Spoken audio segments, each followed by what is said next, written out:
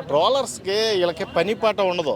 ఈ పని పాట లేని పకోడిగాళ్ళు ఏదోటి రాస్తూనే ఉంటారు, ఏదో ట్రోల్ చేస్తూనే ఉంటారు. నిజంగా చెప్తున్నా, వీళ్ళని ముందు తన్నాలి పట్టుకొని, ఏరి ఏరి మట్టి వెతికి వెతికి తన్నాలి. ఎందుకంటే వీళ్ళ వల్ల పొల్యూట్ అయిపోతుంది, ఇండస్ట్రీ పొల్యూట్ అయిపోతుంది. ఎక్స్పెషల్లీ చెప్పాలంటే ఇప్పుడు తెలుగు ఇండస్ట్రీ ఒక స్థాయికి వెళ్ళింది. ఇప్పుడు ప్రభాస్ గారు వాళ్ళు కావచ్చు, రామ్ చరణ్ గారు వాళ్ళు ఎన్టీఆర్ గారు వాళ్ళు ఇలాంటి వాళ్ళు పెద్ద పెద్ద సినిమాలు తీసి మంచి మంచి డైరెక్షన్స్లో మనం ఒక మెట్టు ఎక్కుతున్నాం అనేసరికి ఈ ట్రోలర్స్ వల్ల ఆ మెట్టుని దింపేస్తూ ఉన్నారు. వీళ్ళందరినీ కూడా నరకాలి. నిజంగా చెప్తున్నా, వీళ్ళు మన పరువుని మన ఎదుటి తెస్తున్నారు. వీళ్ళు ఇంకా ఎదగనిస్తారు. వీళ్ళు ఇలాంటి వాళ్ళందరినీ కూడా నిర్మూలించాలి.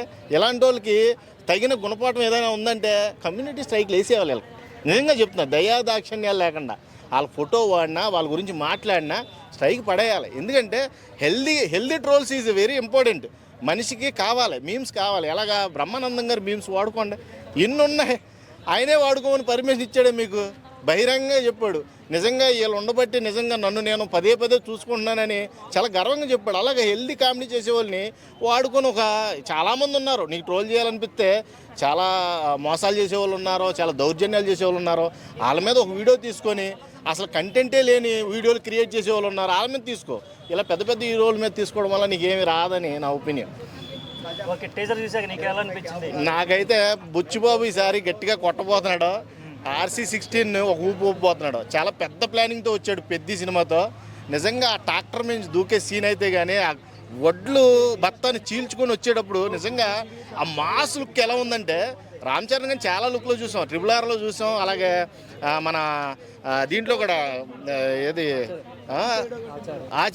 ఆచార్యలో కూడా కొంచెం మాస్ లుక్ కనబడుతుంది.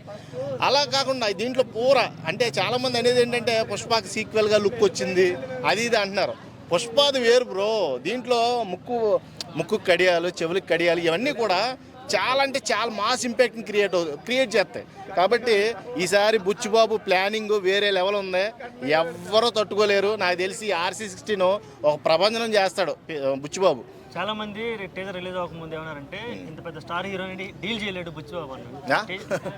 చూసాక ఇప్పుడు వాళ్ళందరూ సమ్మానం వచ్చినట్టే.